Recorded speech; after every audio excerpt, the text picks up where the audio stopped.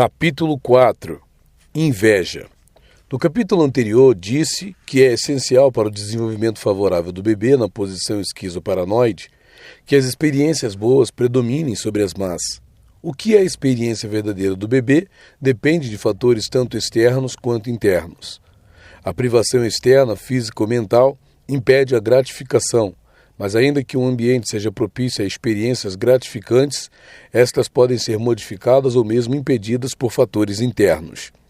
Melanie Klein descreve a inveja primitiva como um desses fatores, atuando a partir do nascimento e afetando substancialmente as mais primitivas experiências do bebê. A inveja, naturalmente, há muito tempo vem sendo reconhecida na teoria e na prática psicanalíticas como uma emoção de grande importância. Freud, em especial, deu grande atenção à inveja do pênis nas mulheres. No entanto, a importância de outros tipos de inveja, a inveja que o homem tem da potência de outro, ou das posses e da posição femininas, a inveja que as mulheres têm uma das outras, não tem sido tão especificamente reconhecida. Na literatura analítica e na descrição de casos, a inveja desempenha importante papel, mas com exceção do caso especial da inveja do pênis, há uma tendência a confundir inveja com ciúme. É bastante interessante observar que em textos analíticos encontramos a mesma confusão que na linguagem cotidiana, onde inveja é comumente chamada de ciúme. Por outro lado, é realmente muito raro o ciúme ser descrito como inveja. A linguagem cotidiana, e isso se reflete também na linguagem analítica, parece evitar o conceito de inveja e tender a substituí-lo pelo de ciúme. Melanie Klein, em Inveja e Gratidão, estabelece uma adequada distinção entre as emoções de inveja e de ciúme. Considera a inveja como sendo a mais primitiva das duas, mostrando que é uma das emoções mais primitivas e fundamentais. A inveja primitiva deve ser diferenciada do ciúme e da voracidade. O ciúme baseia-se no amor e visa a posse do objeto amado e a remoção do rival.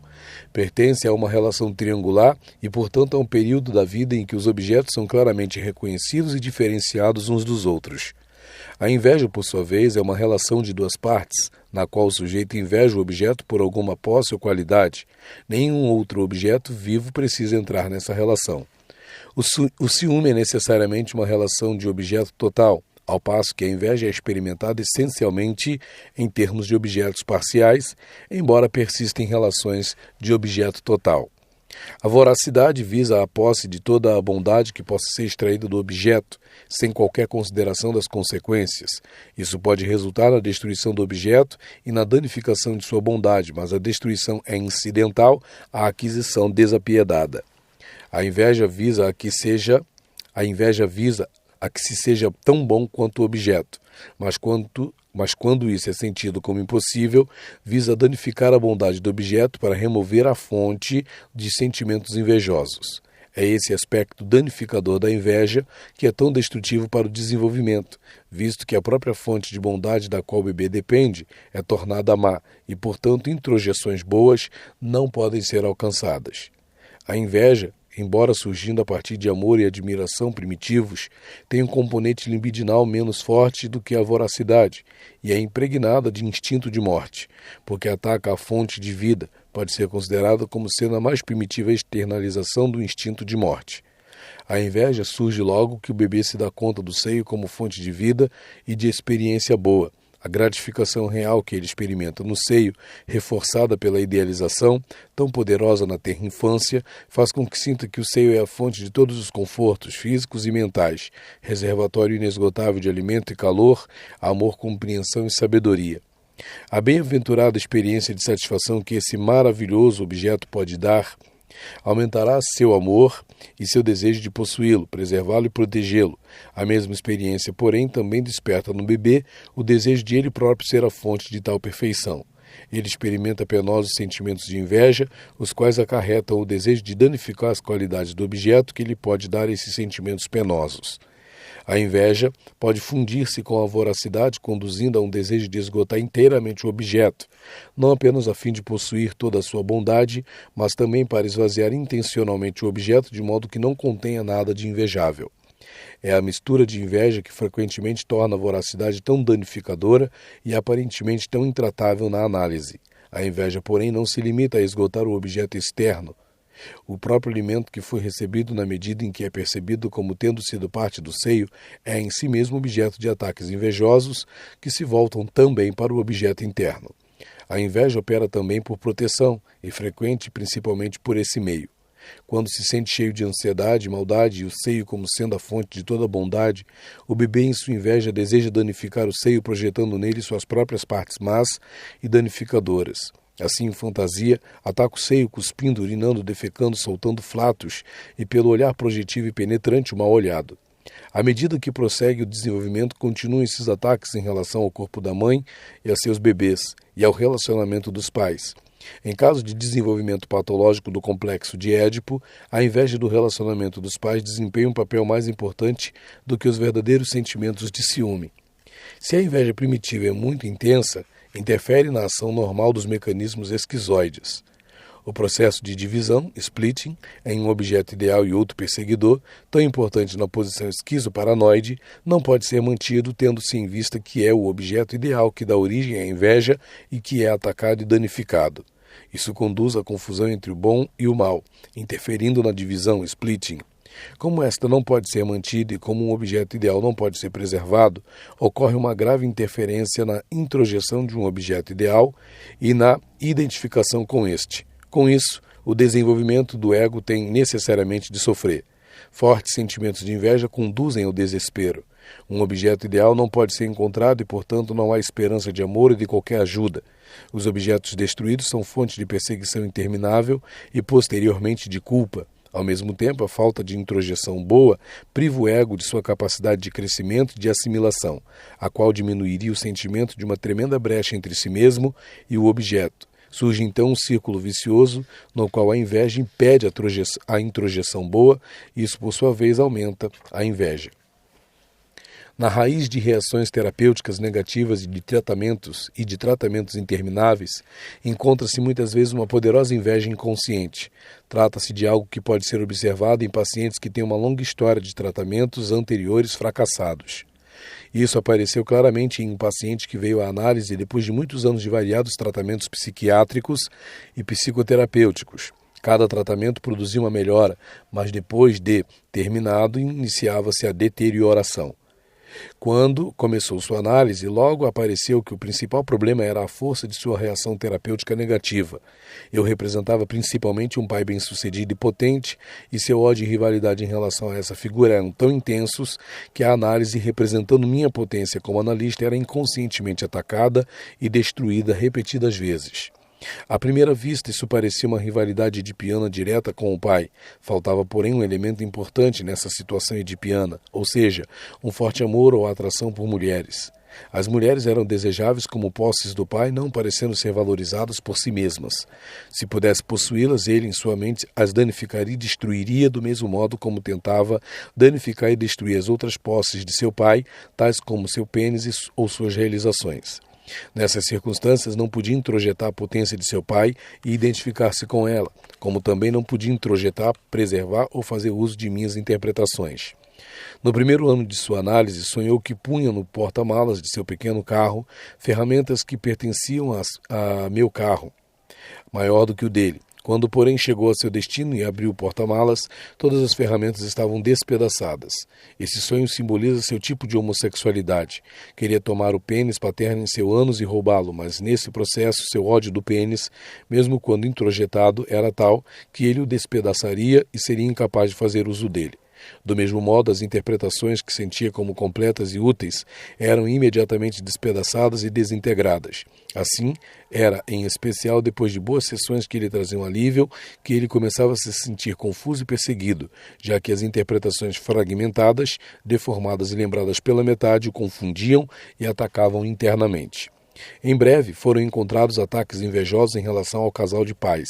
Qualquer união entre duas pessoas, qualquer que fosse seu caráter e qualquer que fosse o sexo do casal, representava para ele a invejada relação sexual dos pais, a qual tinha de ser atacada e destruída.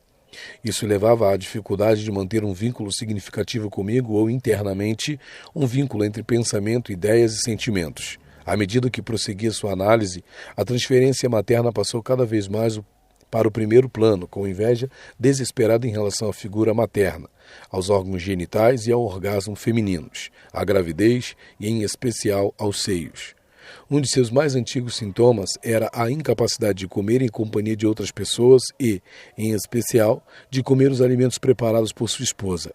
Frequentemente sofria delírios de que sua comida estava contaminada e envenenada, ou estragada por ter sido deixada muito tempo fora da geladeira.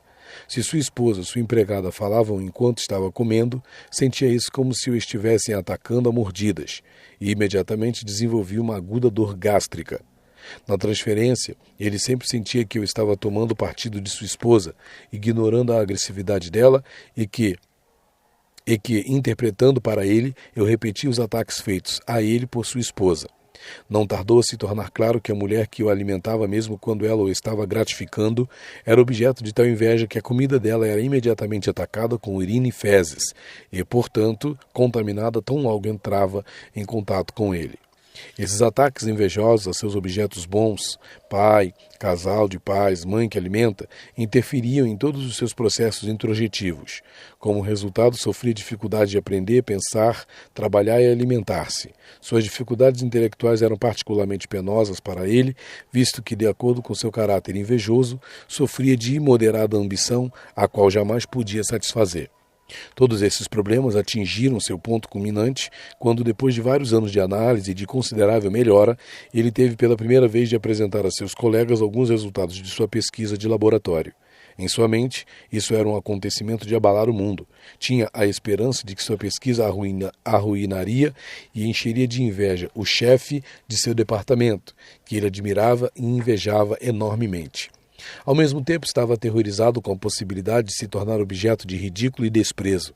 Na transferência, o acontecimento futuro às vezes era visto como um grande sucesso arquitetado para me mostrar que ele era muito mais criador do que eu e para me encher de inveja. Às vezes seria um desastre completo que demonstraria ao mundo o dano que eu tinha feito a ele e que me desacreditaria para sempre. Ao mesmo tempo, estava ciente de que não poderia completar e apresentar seu trabalho sem ajuda analítica, e tentava colocar-me novamente, como ele mesmo dizia, em seu pedestal, e identificar-se comigo. Nessas ocasiões, o trabalho era sentido como sendo feito por mim dentro dele. Alguns dias antes da data em que devia apresentar seu trabalho, fui capaz de lhe mostrar que, de fato, ele parecia incapaz de visualizar a reunião ou de prever realisticamente que recepção seu trabalho teria. Ele então se deu conta de que não podia fazer isso, porque sentia que de um modo ou de outro acabaria na loucura. Ele sabia que a ideia de um sucesso moderado não existia para ele. Se sua pesquisa fosse bem sucedida e uma palavra de elogio vinda de qualquer pessoa seria suficiente para sentir que sua pesquisa era o mais importante trabalho jamais feito no assunto, temia que não houvesse meio de conter sua grandiosidade que enlouquecesse com delírios de grandeza. Por outro lado, a falta de sucesso, e novamente sabia que uma simples observação crítica seria tomada por ele como um desastre completo, levaria a tal depressão e perseguição que cometeria suicídio. No dia seguinte, relatou este sonho. Estava andando em Londres de mãos dadas com um dinossauro. Londres estava completamente vazia, não havia uma alma sequer pelas ruas. O dinossauro estava faminto e voraz, e o paciente o alimentava com pedaços de algo que tirava de seu bolso, com grande ansiedade de que, quando acabasse o alimento, o dinossauro o comesse. Pensou que Londres talvez estivesse vazia porque o dinossauro já tinha comido todos os outros habitantes. A primeira associação era de que o dinossauro devia representar sua vaidade limitada. Estabeleceu uma conexão entre o sonho e o fim da sessão anterior e pensou que ele representava seu dilema em relação a seu trabalho. Tinha de alimentar sua vaidade ou ela o mataria. Mas se a alimentasse, ela apenas cresceria mais ainda e se tornaria mais perigosa. Sua vaidade era o anverso de sua inveja, uma expressão desta, bem como uma defesa contra ela. Tinha produzido um vácuo à volta dele, visto que todos os seus objetos eram por ele devorados, eram por ela devorados, e ela era uma ameaça constante à sua própria vida. Posteriores associações com o sonho deixaram bem claro que, ao tentar satisfazer sua inveja, ele era torturado por solidão, remorso, culpa e perseguição, e sua inveja crescia porque ele era infeliz. Se não a satisfazia, enchia-se de inveja destrutiva e devoradora, que o destruía e o envenenava. Como a inveja forte em relação ao objeto primário dá origem ao sofrimento e falta de esperança tão agudos, poderosas defesas são mobilizadas contra ela. A danificação que escrevi como objetivo da inveja é parcialmente uma defesa contra ela, já que um objeto danificado não suscita inveja. Pode ser reduzida para desvalorização a fim de proteger o objeto da danificação total, simplesmente diminuir o seu valor.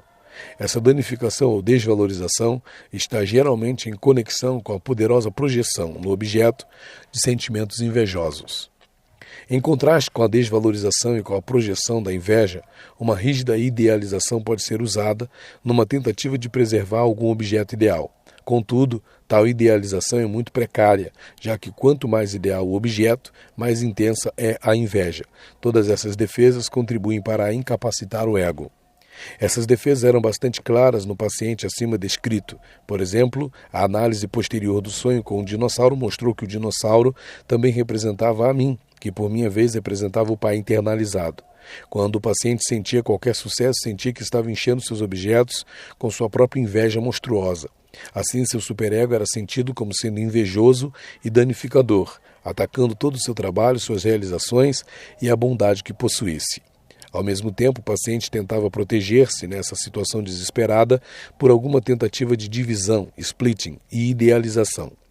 Em algum ponto de seu material, sempre aparecia um objeto idealizado que ele podia introjetar e com o qual podia identificar-se parcialmente. Esse objeto se alterava e mudava repetidamente, e mudava rapidamente. A idealização, porém, estava sujeita a uma condição essencial. O objeto ideal tinha de ser sentido não apenas como possuído, mas também como criado por ele mesmo. Basicamente, o único objeto ideal era um seio interno que ele sentia ter sido originalmente criado por ele. Essa fantasia em especial explicava a excessiva duração de todos os seus tratamentos psiquiátricos. Ele precisava de um objeto externo que o mantivesse inteiro e ininterruptamente gratificado. Sob essas condições, ele podia fantasiar que ele mesmo era a fonte de alimento e o objeto externo podia ser completamente negado ou depreciado. Qualquer frustração faria tomar conhecimento de que era o seio da mãe e não ele próprio que era a fonte de alimento. Isso levaria imediatamente a ataques devastadores. Por exemplo, durante uma sessão ele provou a si mesmo que eu me havia deteriorado completamente. A deterioração de seus objetos era uma fantasia recorrente, que eu não era boa como psicanalista e que minha carreira provavelmente estava no fim. Eu estava seguindo ele na sarjeta. Nesse mesmo dia, encontrou numa revista popular uma referência a meu trabalho. Isso pareceu perturbá-lo, mas apenas durante um pequeno espaço de tempo. 2 sessões depois, ele elogiava a análise e meu trabalho de um modo como nunca fizera antes. Ele mesmo se surpreendeu com essa mudança e se perguntava por que me idealizava tanto e por que me tinha colocado em tal pedestal. Então tornou-se claro que, em sua fantasia, o fato de eu ter sido mencionado no artigo estava bem, porque sentia que fora ele quem me, idealizando, havia feito isso. Ele me pusera nesse pedestal. Permitia-me ser ideal, visto que necessitava de mim como um objeto ideal para contrabalançar sua destrutividade interna. Contudo, apenas com a condição de que pudesse ou arrastar-me à sarjeta ou elevar-me a um pedestal. Em identificação com esse objeto ideal criado por ele próprio, sentia-se onipotente e grandioso. Seus estados de ânimo variavam entre as mais profundas depressões, quando sentia que tudo dentro de si estava destruído, por seus ataques invejosos, e exultantes estados de grandiosidade. Nesse paciente tão perturbado, podemos ver tanto o modo como as defesas contra a inveja contribuem para o desenvolvimento psicopatológico, quanto o modo como elas são mal sucedidas no impedir a ação destrutiva da inveja. O mesmo não ocorre no caso de pessoas menos doentes. As defesas contra a inveja podem ser muito mais bem sucedidas. Por exemplo, sentimentos invejosos e fantasias podem ser expelidos, split off cedo no desenvolvimento, e o ego pode ser suficientemente forte para impedir sua reemergência. Gostaria, portanto, de comparar o material que acabei de apresentar com o de uma paciente muito menos perturbada para ilustrar o funcionamento da inveja e das defesas contra ela numa personalidade mais ajustada. Essa paciente era uma mulher de meia idade, feliz em seu casamento, trabalhando numa profissão pela qual tinha interesse absorvente e na qual era bem-sucedida. Veio à análise por causa da tendência à depressão e inibição no trabalho. Trabalhava numa profissão universitária e, apesar de bem-sucedida em sua carreira, encontrava bloqueios recorrentes nos aspectos de pesquisa mais criadores e recompensadores de seu trabalho. Não apresentava qualquer das manifestações óbvias de inveja, não tinha inibições para incorporar e aprender e era capaz de cooperação frutífera com seus colegas. Na transferência, não havia manifestações patentes de reação terapêutica negativa e seu progresso analítico parecia paulatino e uniforme. A inveja da mãe não aparecia muito e, embora os sentimentos de rivalidade fossem intensos e levassem a acentuadas reações de culpa, estavam invariavelmente vinculados a situações triangulares de ciúme e a forte amor possessivo. Assim, em sua análise, descobrimos fortes sentimentos de rivalidade em relação à sua irmã mais nova, que era sentida como sendo a favorita dos pais, particularmente do pai. Em sua análise, recuperou tanto um forte sentimento de ciúme e de rivalidade em relação à sua irmã, por causa do amor do pai por ela, quanto a culpa e a depressão difundidas quando sua irmã morreu na tenra infância, antes que a paciente tivesse 4 anos de idade. A inveja do pênis era predominante em sua análise e se vinculava a rivalidades triangulares. Ela competia com seu pai e com seu irmão mais velho pelo amor da mãe. Essa inveja do pênis era também aumentada por seus fortes impulsos reparadores em relação a figuras de irmã, os quais levavam a um padrão homossexual latente. As ideias de rivalidade com sua mãe eram sempre a parte mais difícil de sua análise, embora admirasse e desejasse seu pai. A rivalidade com sua mãe era geralmente deslocada para figuras de irmã ou de irmão. No padrão homossexual, por outro lado, a rivalidade com seu pai e com seu irmão pela mãe era reconhecida muito mais facilmente. Na transferência, a competição por mim como figura materna obscurecia completamente a rivalidade comigo. Contudo, eventualmente algum material edipiano direto podia ser elaborado. Nessa ocasião, eu provavelmente não tinha tomado suficiente conhecimento da importância da inveja expelida, split off, pois caso contrário teria estado mais atento a sentimentos invejosos expelidos, split off. Quando defrontada com a resistência da paciente a sentimentos de rivalidade na transferência, bem como com sua acentuada inibição da ambição. Ela podia trabalhar em sua profissão por causa de seu grande interesse pelo trabalho e do forte significado reparador que ele tinha para ela, mas qualquer tomada de conhecimento de seus próprios objetivos ambiciosos levava rapidamente a inibições no trabalho. A inveja apareceu em sua análise bem cedo, quando parecia que a maior parte de seus problemas estavam resolvidos. Foi prenunciada por uma grande perturbação e pelo aparecimento de material quase psicótico. Em primeiro lugar, reapareceram inibições em seu trabalho criador que não a perturbavam havia muito tempo, acompanhadas de depressão e ansiedade. Depois, surgiram gradualmente pensamentos delirantes. Sentia que seus colegas, em especial as mulheres, estavam trabalhando contra ela, que seu irmão tinha tentado obter sem ela saber uma entrevista comigo, a fim de conseguir uma vaga, que seu marido devia ser infiel e etc. Quando esses pensamentos vinham à sua mente, ela sabia que não passavam de pura fantasia, mas era perturbada pela natureza delirante deles e pela intensidade de seus sentimentos irracionais. Sentia-se amedrontada ao se dar conta da fragilidade da barreira entre sanidade e loucura. O conteúdo de seus pensamentos delirantes era bastante manifesto. Estava preocupada com sua rivalidade com os homens e temia a retaliação deles. Também fez reparação a eles em fantasia, dando a seu marido um sócio melhor e menos frustrador e a seu irmão a boa analista mãe. Pouco a pouco os pensamentos delirantes desapareceram, mas a paciente permaneceu inibida em seu trabalho e instável em seus estados de ânimo.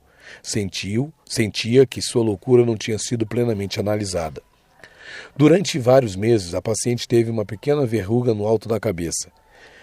Embora aparentemente não estivesse preocupada com ela, costumava referir-se a ela em sua análise. Quando perturbada em relação às suas próprias fantasias e sentimentos irracionais, queixava-se de ter verrugas no cérebro. E às vezes associava a verruga com o crescimento de um pênis, situado em sua cabeça e expresso em seu trabalho intelectual.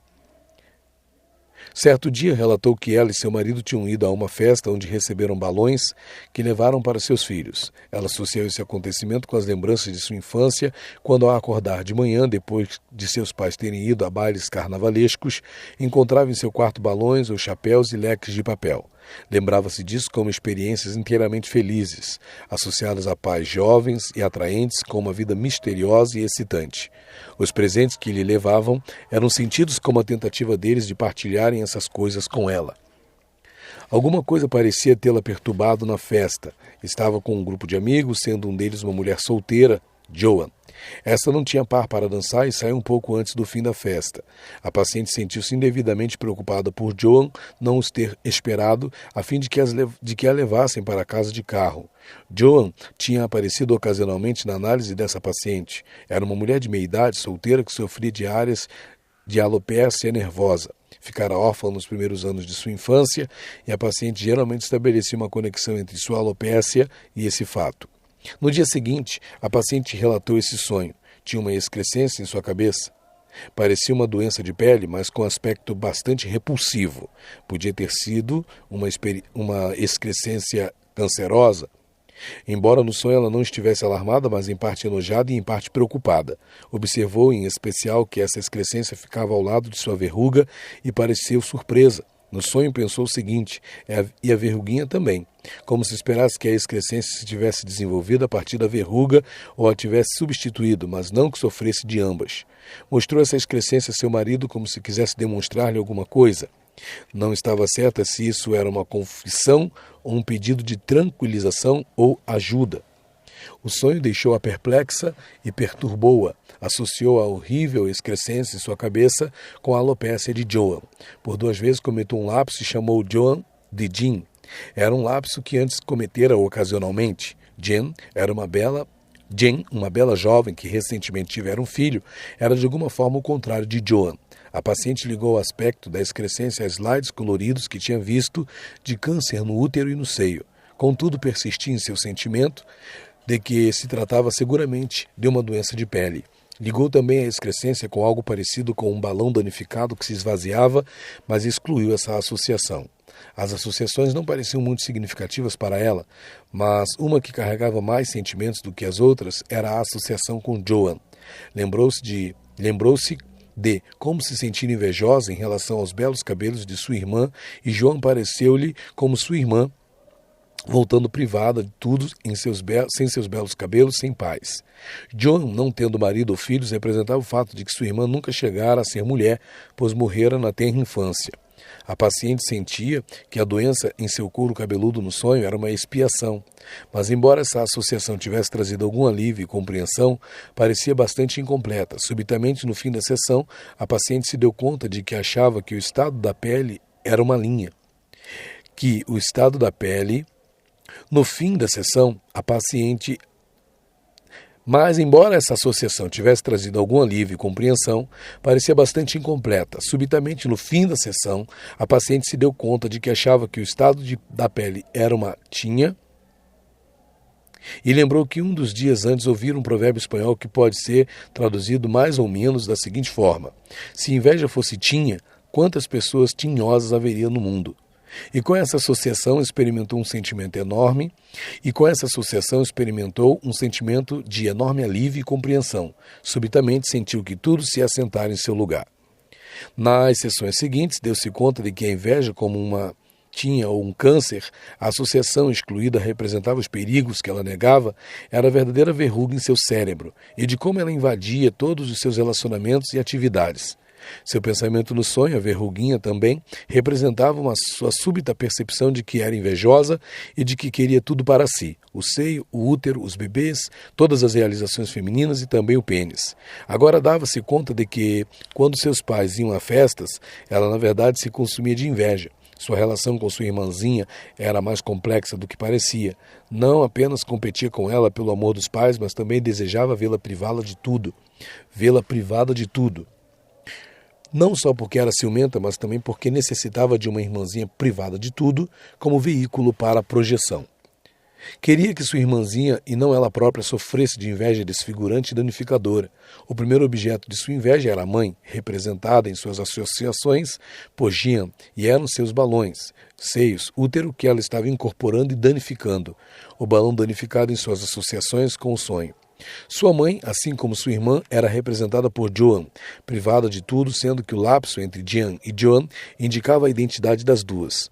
Sua inveja do pênis era secundária à sua inveja da mãe.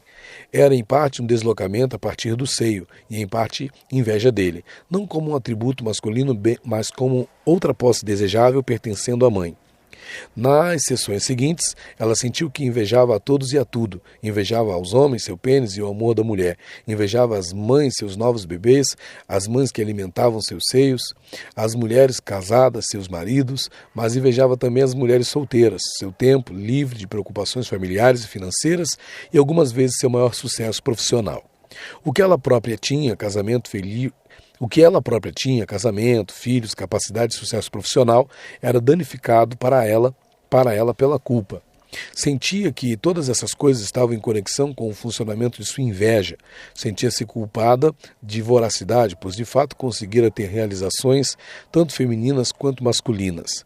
O maior sentimento de culpa, porém, estava em conexão com sua percepção de que vinha usando inconscientemente suas riquezas para estimular a inveja, exatamente como no passado tentara projetar sua inveja em sua irmã.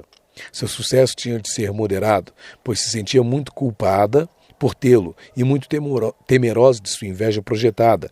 Não podia, em especial, permitir-se criatividade em seu trabalho, o que representava para ela competição com sua mãe pelos atributos criativos femininos, uma competição em que, se fosse bem-sucedida, projetaria em sua mãe uma inveja avassaladora.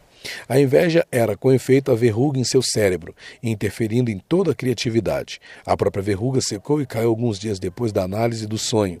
Como a inveja de mim surgiu completamente no primeiro plano da análise, era possível ver que os balões danificados também representavam sua análise esvaziada, na qual podia permitir-se apenas um sucesso bastante moderado, tanto para mim quanto para ela mesma, como um modo de impedir inveja em ambas. No material dessa paciente, é possível ver como, quando a inveja é expelida, split off, com sucesso, a personalidade pode desenvolver-se relativamente bem, às custas, porém, de considerável empobrecimento. Além disso, a culpa expelida, split off, permanece como constante fonte de culpa inconsciente e como constante ameaça de que uma parte psicótica ainda possa irromper.